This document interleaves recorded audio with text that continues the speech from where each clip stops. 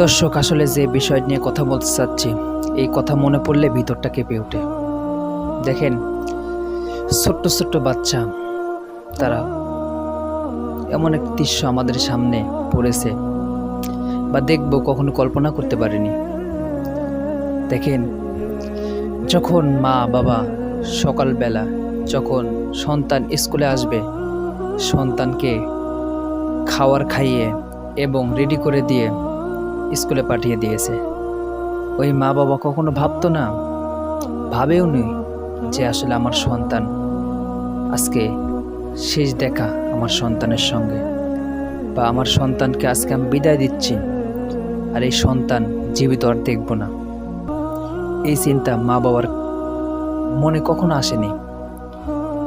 মা বাবা অনেক স্বপ্ন নিয়ে তাদেরকে স্কুলে পাঠিয়েছে।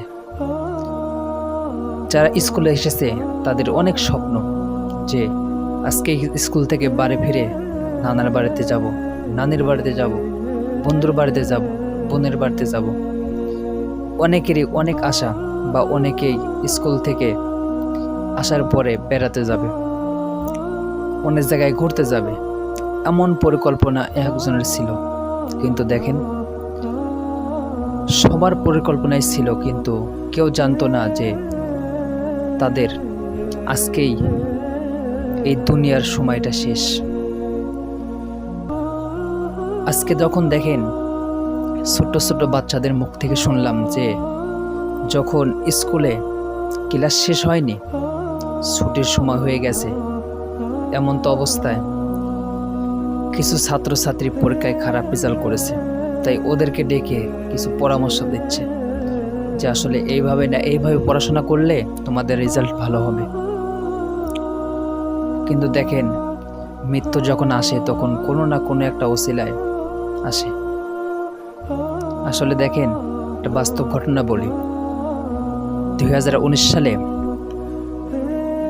আমাদের এলাকাতে বড় এবং ছোট আমরা ফুটবল খেলতে লাগছিলাম। এমন তো অবস্থায় সময় শেষ, 1 মিনিট লস টাইম, দ্বিতীয় মিনিট 1 মিনিট বেশি খেলিয়েছে। সেই 1 মিনিটে কে জানতো যে আমার পাওটা ভেঙে যাবে? একজনের পায়ে পেয়ে লেগে পাওটা ভেঙে যাবে, কে জানতো? আমি নিজেও জানতাম না। যে 1 মিনিট খেলা বেশি খেলিয়েছে, সেও জানতো না। আসলে দেখেন, কোনো না কোনো কিছু যখন হয় তখন কোনো একটা ওসিলা থেকেই যায়। আজকে যদি ওই 1টা মিনিট সময় না খেলাতো, তাহলে আমার পায়ে ক্ষতি হতো না। যাক, আলহামদুলিল্লাহ এখন অনেক ভালো। দেখেন, অনেকেই আছে যে এমন অবস্থা, আসলে দেখলে চোখ দিয়ে পানি পড়ে যায়। ছোট্ট ছোট্ট বাচ্চা, তারা কত কষ্টে হাসপাতালে যখন গিয়েছে, তাদের কিছু দৃশ্য দেখলাম যে আসলে পুরা শরীর ব্যান্ডেজ করে দিয়েছে। কিভাবে লয়েছে, আসলে ওদেরকে দিকে তাকাইলেই অন্তরটা, শরীরটা শিংড়ে ওঠে যে আমাদের ছোট্ট ভাই বোনদের উপর যে অবস্থাটা হয়েছে, এটা আমাদের উপর তো হইতে পারত।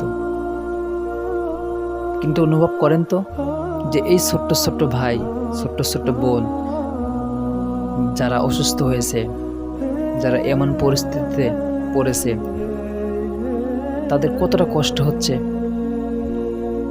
দেখেন, আমার হাতে যদি একটা পিঁপড়া কামড় দেয়, কতটা কষ্ট হয়, সহ্য করতে পারি না। কিন্তু আর ছোট্ট ছোট্ট ভাই বোন, যারা যুবক ভাই, তাদের মধ্যেও কিছু পুরা শরীর যখন পুড়ে যায়, তখন তাদের কতটা কষ্ট হচ্ছে। ওই মা বাবা কতটা কষ্ট করছেন। মা সন্তানের জন্য চিৎকার করছে, আমার সন্তান কোথায়, আমার সন্তান কোথায়। কিন্তু মা বাবা সন্তান খুঁজছে। সকালে কত সুন্দর করে সাজিয়ে স্কুলে পাঠিয়ে দিয়েছে, আবার দুপুরে আসবে এমন চিন্তা করেই। কিন্তু ওই মা বাবা যখন কলিজা ছেঁড়া ধন সন্তান যখন দুনিয়া থেকে চলে যায়, তখন ওই মা বাবার কষ্টটা কতটা কষ্ট হয়, একটু অনুভব করেন। আসলে দেখেন, মৃত্যুর যার যেখানে লেখা থাকবে সেখানেই হবে। কিন্তু মাঝে মাঝে এমন এমন মৃত্যু আমরা দেখি, আসলে কল্পনা করতে পারি না, আমরা নিজেকেও বুঝতে পারি না। দেখলাম যখন দুপুর পরে যে এমন তো দেখলাম যে আসলে পুরা শরীর পুড়ে গেছে, হেঁটে চলে যাচ্ছে। তাদের শরীরে কতটা কষ্ট, কতটা যন্ত্রণা নিয়ে যাচ্ছে, হাঁটাচলা করছে, অনেকে হাসপাতাল নিয়ে যাচ্ছে। দেখেন অনেকেই দেখতে এসে আমাদের ছোট্ট ভাই বোনদেরকে রক্ত দিয়েছে, আলহামদুলিল্লাহ। আসলে দেখেন ওই ছোট্ট ভাই বোন, যারা যুবক ভাই, যারা এরকম পরিস্থিতির মধ্যে পড়েছে, তাদেরকে যদি আমরা কথা দিয়ে, একটু রক্ত দিয়ে যদি আমরা তাদেরকে সহযোগিতা করি, তাহলে হয়তো তাদের জীবনটা বাঁচবে। দেখেন আমরা যে স্বাধীনতা পেয়েছি, আসলে দেখেন গত জুলাই মাসে আমাদের কত ছাত্র ভাই, কত ছাত্রী দুনিয়া থেকে চলে গেছে শুধুমাত্র আমাদের শান্তির জন্য, আমাদের সুখের জন্য, যাতে আমরা দুনিয়াতে বা দেশে ভালোভাবে বাঁচতে পারি। তারা আমাদের বাঁচার জন্য, আমাদের ভালো থাকার জন্য তারা অনেকে জীবন দিয়ে দিয়েছে। আজকে যারা আমরা ঢাকা উত্তরের আশপাশে যারা আছি, তারা অবশ্যই চেষ্টা করব যে ওই ভাইদেরকে, ওই বোনদের পাশে থেকে একটু কথা বা একটু টাকা এবং একটু রক্ত দিয়ে যদি আমরা সহযোগিতা করতে পারি, তাহলে ওই ছোট্ট ভাই, ছোট্ট বোন এবং যুবক ভাইয়েরা তারা দুনিয়াতে বাঁচতে পারবে। দেখেন আসলে আল্লাহর পক্ষ থেকে যেটা হয় সেটা আমাদের মানতেই হবে।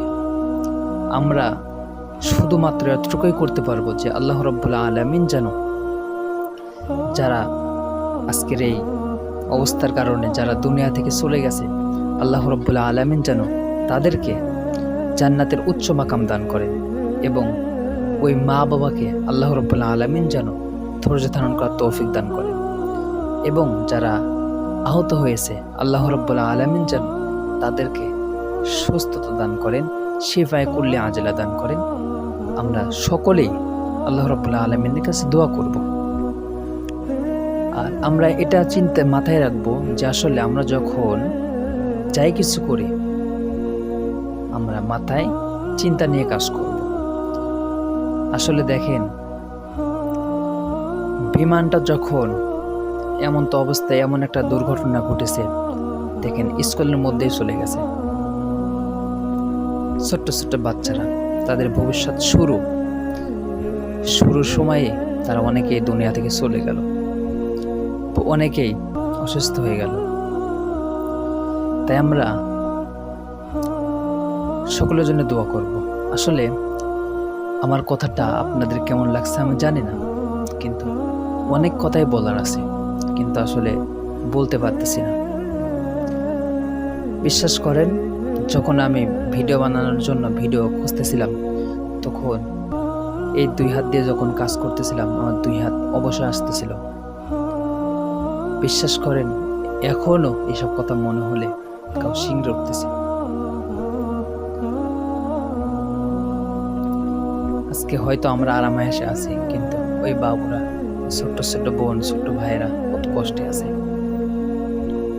তাদের মা বাবা কত কষ্টে আছে। দেখেন যে পাইলটটি ছিল, সে গত 6-7 মাস আগে বিয়ে করেছে, তার নতুন জীবন শুরু করেছে। সে ভাইটিও দুনিয়া থেকে চলে গেল, তার পরিবারের শোক আর শোক। কি করবে? আল্লাহ রাব্বুল আলামিন যেন তার পরিবারকে, আল্লাহ রাব্বুল আলামিন যেন সকলকে ধৈর্য ধারণ করার তৌফিক দান করেন। আসলে আপনারা সারাদিন এই ভিডিওগুলো দেখছেন, আপনারা অনেক কিছু জেনেছেন। যদি আমার কথার মধ্যে যদি কোনো ভুল হয়ে যায়, আল্লাহর হস্তে অবশ্যই মাফ করে দেবেন। আর এই ভিডিওটি শেয়ার করে দিবেন।